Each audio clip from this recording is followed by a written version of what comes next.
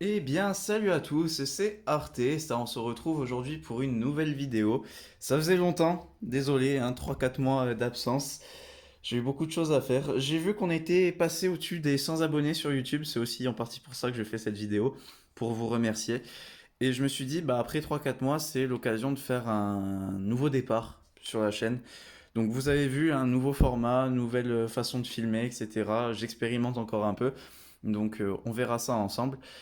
Pour le moment, je vais faire un point avec vous de tout ce que j'ai pu me procurer depuis que je suis rentré en Corse. Il y a pas mal de choses, donc on va essayer d'aller relativement vite. Vous allez voir, il y a de magnifiques pièces, notamment une petite pièce que vous voyez juste en bas ici. Enfin bref, on verra ça en temps et en heure. Premier film, Les Indestructibles, vraiment excellentissime comme Pixar, peut-être un de mes préférés. Interstellar en 4K que je n'ai toujours pas vu. Paraît-il que le 4K est excellentissime et Interstellar c'est dans mon top 4 de mes films préférés. Le petit Logan en 4K, le 4K est excellent, le film l'est un peu moins pour moi. Je n'ai pas vraiment adhéré au délire, mais ça reste un bon film. Le steelbook de Jurassic World qui est, qui est moyen quoi, hein. Je vais essayer de le remettre ici d'abord. Le film est pas fou furieux. Enfin, c'est bien, mais c'est pas énorme quoi. Il faut sauver le soldat Ryan en 4K. Paraît-il que le 4K est excellent. Je n'ai toujours pas vu. Le soldat Ryan, c'est mon film de guerre préféré, mais vu que j'aime pas les films de guerre, bah c'est pas un film que je regarde tous les jours. Mission Impossible, Rogue Nation, le meilleur. Il est juste fou ce film. Ensuite, The Batman version Leclerc en steelbook. Je trouve le steelbook magnifique et très en accord avec les tons du film comparé aux autres. Hop là. Et le 4K est excellent, bien sûr. Bien sûr. De toute façon, ils étaient obligés de faire quelque chose de bien avec le budget qu'ils ont mis derrière. Carlitos Way, le steelbook en version carte postale avec un embossage de Pacino, Carlitos Way et Sean Penn. J'ai adoré ce film du très très grand De Palma. Despicable Me, premier du nom. Petite déception pour moi, mon neveu a bien aimé, mais bon, je m'attendais à mieux. La grande aventure Lego, paraît-il que c'est un excellent dessin animé, je ne l'ai toujours pas vu. Ça par contre je l'ai vu. Zootopia, excellentissime, très très bon Disney.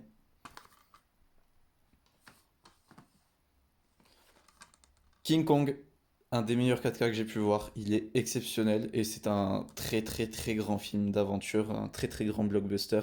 L'état de grâce de Peter Jackson au début des années 2000, il sortait de sa trilogie du Seigneur des Anneaux et 2 ans plus tard, il pond King Kong.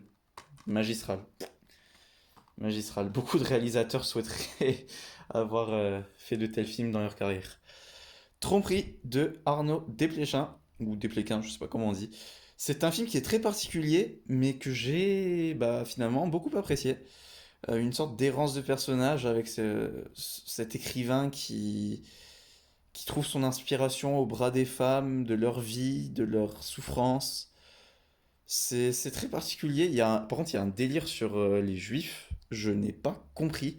Peut-être que c'est inhérent au réalisateur ou à l'auteur du livre, hein, Philip Roth. Roth, c'est souvent un nom de famille commun pour la communauté juive.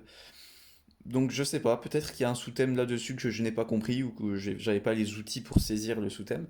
Mais en tout cas, moi j'ai beaucoup aimé déjà le métrage d'un point de vue purement esthétique. Je l'ai trouvé très très bon.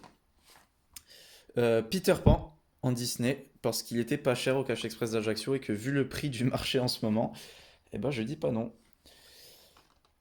What Happened to Monday en steelbook. Hop, le recto est très sympa. C'est un film sympathique que j'ai pas spécialement adoré, mais bon, ça se regarde, c'est plutôt pas mal. J'aime beaucoup le traitement qui est réservé aux sœurs, justement. Je trouve que c'est très très cru sur certaines actions, et c'est plutôt pas mal. Bon, après, ça reste lambda. Pillar of the Earth, interprété des livres de Ken Follett, enfin du livre de Ken Follett. La révélation de Eddie Redmayne et Hayley Atwell qu'on voit ici. Ian McShane, Rufus Sewell, excellentissime. Je crois que c'est Ridley Scott qui a produit cette série.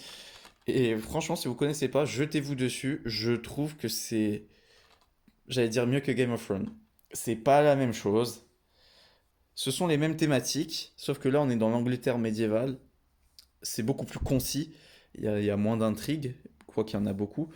Mais ça me fait un peu penser au Roi Maudit. Voilà, si vous connaissez les Rois Maudits, c'est un peu dans ce style-là. Ici, on va juste suivre un bâtisseur, donc un maçon bâtisseur, quoi, avec sa famille.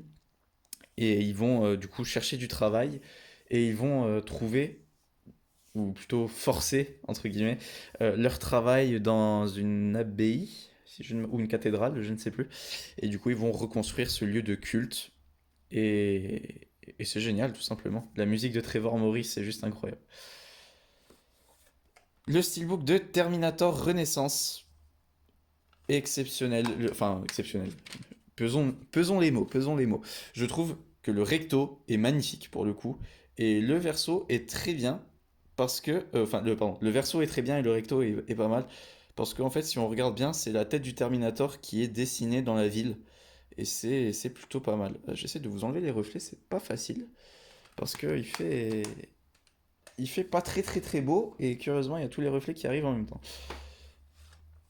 Le steelbook des crimes de Grindelwald, un film qui est nul, mais franchement, j'exècre ce film et pourtant je l'adore parce que je le regarde je ne sais combien de fois par mois. Je saurais pas dire de quoi ça tient. Peut-être la performance de Johnny Depp que je trouve vraiment très bonne. Peut-être la musique. Je sais pas, je trouve qu'il y a une ambiance qui se dégage du film qui est très sympa. Mais l'histoire, mais mon Dieu, qu'est-ce que c'est nul. Ils ont tué la saga. Enfin, je veux dire, pour moi, les Harry Potter, ça s'arrête au Harry Potter, justement. Enfin, là, partez complètement sur autre chose. Mais ils ont essayé après de rattacher ça entre Dumbledore et Grindelwald, leur lutte quasiment, j'allais dire fratricide, mais non, puisqu'ils sont amants, enfin, du moins, on nous le fait comprendre. Mais purée, soyez clairs dans votre intrigue, parce que ça s'appelle Les Animaux Fantastiques, et on a tout sauf des animaux. Ils ont mis le machin chinois, là, pour genre 5 minutes dans le film. Je sais pas, appeler ça bah, justement les crimes de Grindelwald, point. Pas les animaux fantastiques. Et le dernier, là, le secret des Dumbledore, mais les gars, sérieux. Là, vous avez tué la poule aux œufs d'or, quoi. Enfin, prenez le temps d'écrire vos films, prenez le temps d'écrire vos thématiques, d'être concis, de pas perdre le spectateur dans 30 000 intrigues qui, d'une, on s'en fiche, et de deux, qui sont pas finies. Enfin, bref. Batman contre les Tortues Ninja, un excellent petit dessin animé d'ici. J'aime beaucoup l'artwork interne. Et j'ai trouvé vraiment excellent avec le personnage de Michelangelo qui est complètement timbré. Donc, non, c'est vraiment cool comme dessin animé, j'aime beaucoup. Le La La Land version américaine, que je pourrais revendre du coup et je garderai les cartes postales parce qu'elles sont vachement stylées quand même. La Belle et la Bête de Christophe Gans avec Léa Seydoux et Vincent Cassel, j'ai beaucoup aimé ce film. L'esthétique est juste sublime. Après, la direction d'acteur un peu moins, mais l'esthétique est sublime. Pacific Rim en dépli, je sais pas comment ça s'appelle ça déjà. Enfin, c'est un dépliant en gros qui est assez stylé avec pléthore de galettes CD dessus. Et si on voit le dépliant, tac tac tac tac tac tac tac, que des beaux visuels pour un gros délire de Guillermo del Toro. Et franchement, respect à lui d'être allé jusqu'au bout. C'est intéressant non, mais c'est divertissant. Hop, ici j'ai le steelbook où j'ai mis le lenticulaire dessus. Hop, là, que je trouvais très sympa. Et on a le steelbook avec un embossage du titre ici que j'ai trouvé au Cash Express. Alors, c'est pas que je sois extrêmement fan du film Pacific Rim, c'est juste que dans le Cash Express, le steelbook était à 4 euros pièce. Donc du coup, j'ai sauté dessus parce que c'est pas souvent qu'on a la chance d'avoir des steelbooks aussi peu chers.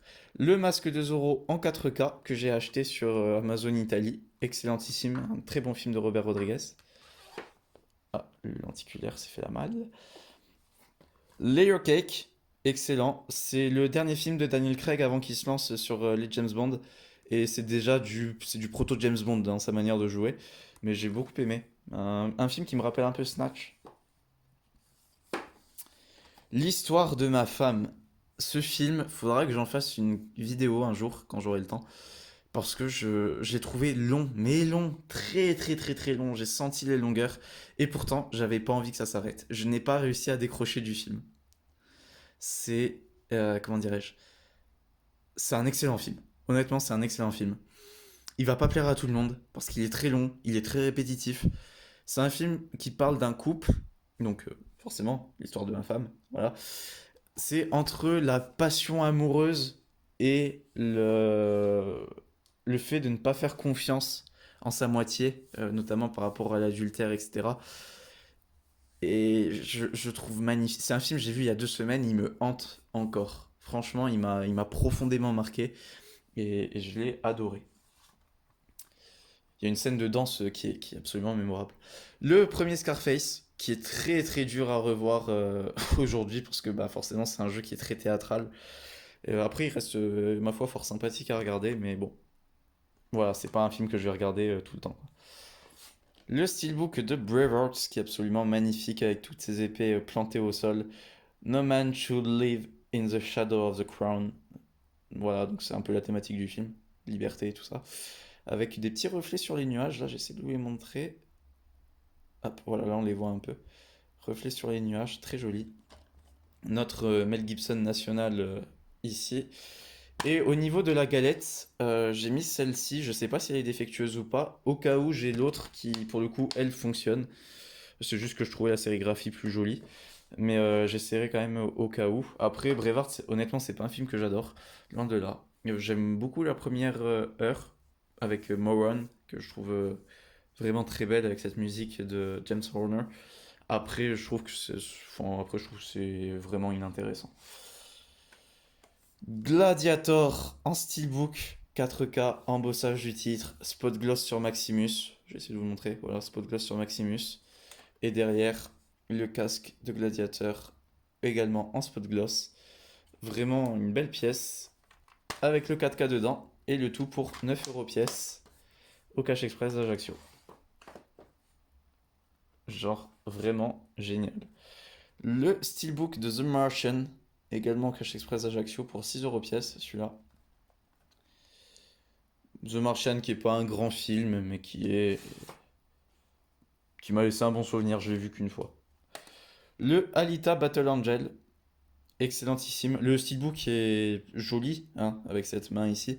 Il faudrait que j'arrive à enlever les. Ça, c'est la glu du G-Card. C'est dommage, je vais essayer de l'enlever. Le steelbook est un peu trop sobre à mon goût, mais le 4K il est excellent, donc l'un dans l'autre, c'est pas trop mal. Le 4K de Man of Steel, un de mes films de super-héros préférés. Vraiment, c'est génial ce qu'il a fait Zack Snyder dessus. Il est très très frais comme film, je trouve. Là, Batman vs Superman Dawn of Justice Ultimate Edition. Exceptionnel ce film.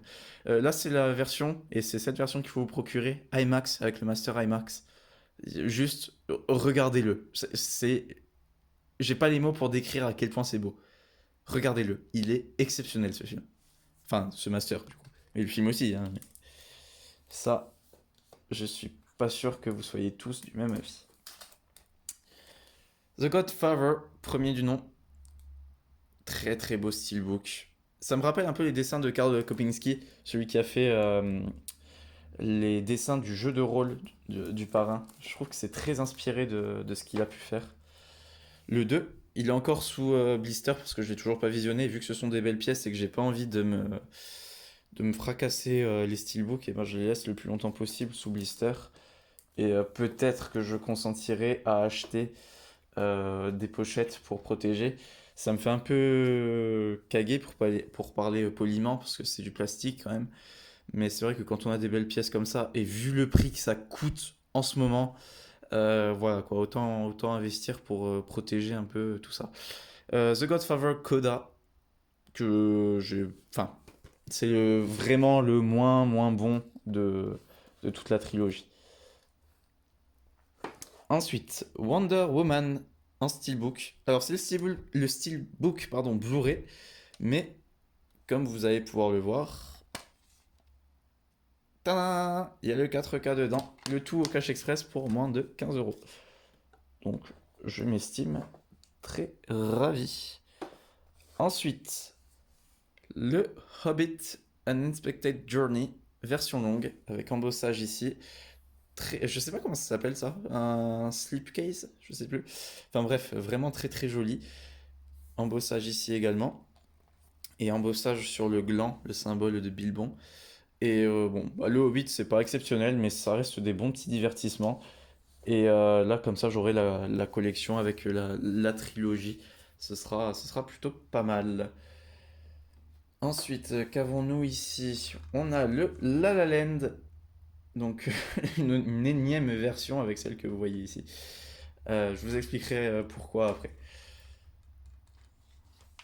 Hop là. No Time to Die, le dernier James Bond de l'ère Daniel Craig.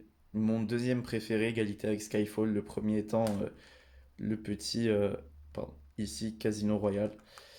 No Time to Die, c'est un film qui s'est fait défoncer, mais de partout, par tous les fans de James Bond, par tous les, enfin, tout le monde l'a l'a craché dessus à ce film. Et bah honnêtement, moi j'adore quoi. Enfin, ça, il a un peu le problème comment dirais-je, le problème de Star Wars 8 en fait, c'est de déconstruire un mythe, de déconstruire des codes qui sont établis pour créer quelque chose d'autre. À l'inverse que No Time to Die, pour moi, le fait très très bien et que Star Wars 8 le fait extrêmement mal. J'ai exécré Star Wars 8. Pour moi, ça a tué même l'univers Star Wars. Euh, Par contre, No Time to Die, ça tue James Bond, littéralement. Je suis tout à fait d'accord. Ça va être très très dur de ressortir et de relancer la machine sur les Bonds. Encore que, étant donné qu'ils ont tué le personnage, eh ben ça pourrait permettre de tout repartir à zéro avec des nouveaux standards de films d'action, une nouvelle époque aussi, parce que les James Bond, c'est vraiment l'archétype de l'homme parfait dans son époque. On avait Sean Connery au tout début, donc une certaine classe à l'anglaise d'une certaine époque. Après, il y a eu les différents protagonistes qui l'ont incarné. Et ensuite, on a eu Daniel Craig au début des années 2000 où il y a eu l'essor du fitness, de la musculation. Schwarzenegger et les années 80 étaient passés par là. Et en fait, ils ont voulu du coup relancer un petit peu la saga comme ça. Ils l'ont fait extrêmement bien, encore une fois, avec Casino Royale, qui est pardonnez-moi l'expression, mais un putain de film. Et dans Time to Die, eh ben, il s'adapte à notre époque. Beaucoup l'ont qualifié de woke, et c'est vrai, parce que quand ne serait-ce qu'on voit la scène de la mort de Bond, c'est un, c'est un gars qui est un meurtrier, qui consommait les femmes, un agent secret. Ça doit être le symbole de la virilité, et il a un ours en peluche dans sa ceinture. Donc la scène fait un peu décalé, mais c'est ça qui est génial. C'est qu'ils ont réussi à déconstruire, à dissocier en fait James Bond de 007. Et c'est pour ça que dans certains dialogues, ça paraît un peu forcé, notamment avec la nouvelle agent 007, du coup, qui dit oui, je suis 007, vous croyez pas qu'ils allaient garder ce chiffre au placard, etc. C'est un peu poussé, mais on comprend un peu l'idée, et ils essayent tout simplement de déconstruire tout ce qu'on connaît. Et pour ma part, ça a plutôt bien marché. Après, je comprends tout à fait qu'il y en ait qui s'arrachent les cheveux quand ils voient ça, mais bon, après, voilà. Underworld Director's Cut. Je sais pas ce que vaut la Director's Cut. Le Underworld en question, je sais ce que ça vaut. Spoiler, c'est pas bon. Mais moi j'aime bien, c'est un plaisir coupable.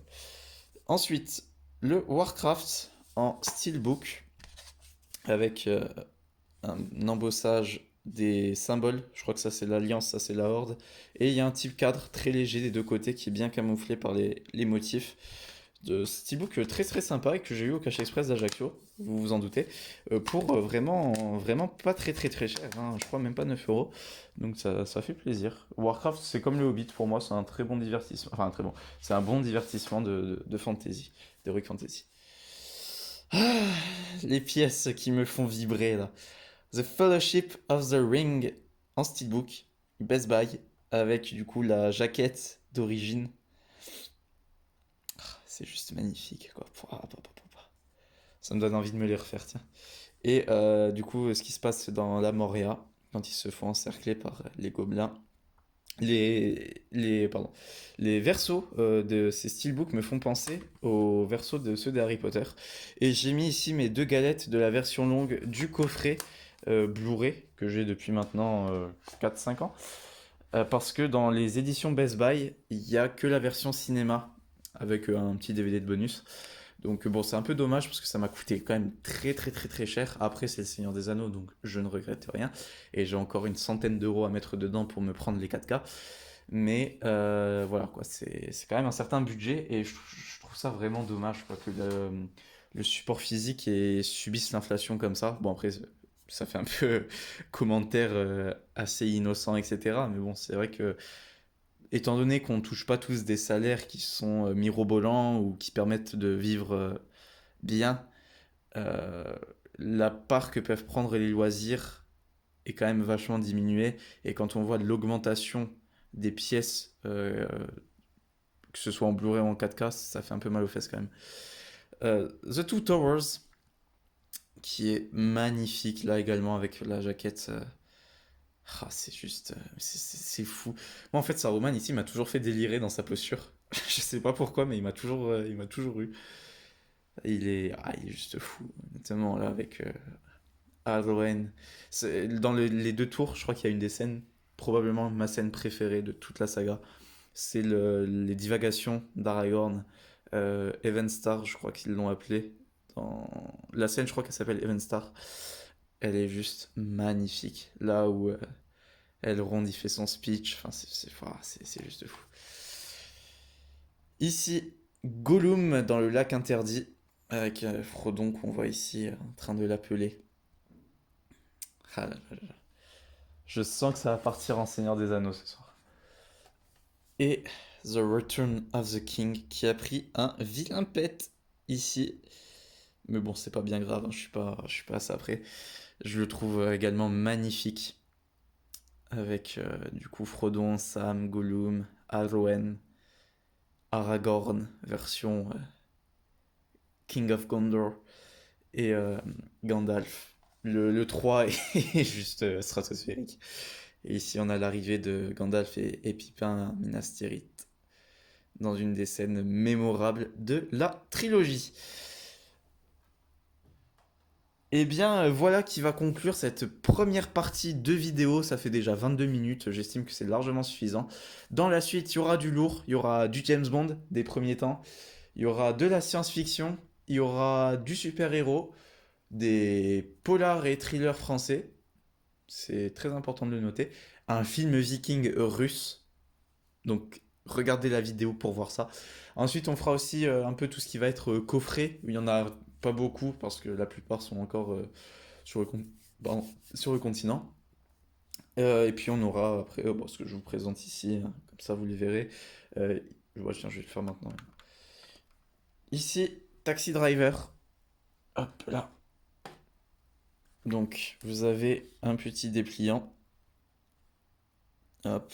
Ici, vous avez des cartes postales dedans. Taxi Driver, c'est pas un film que j'ai vraiment apprécié. C'était sympathique, c'est pas fou, quoi. Je le reverrai pas d'ici un petit moment.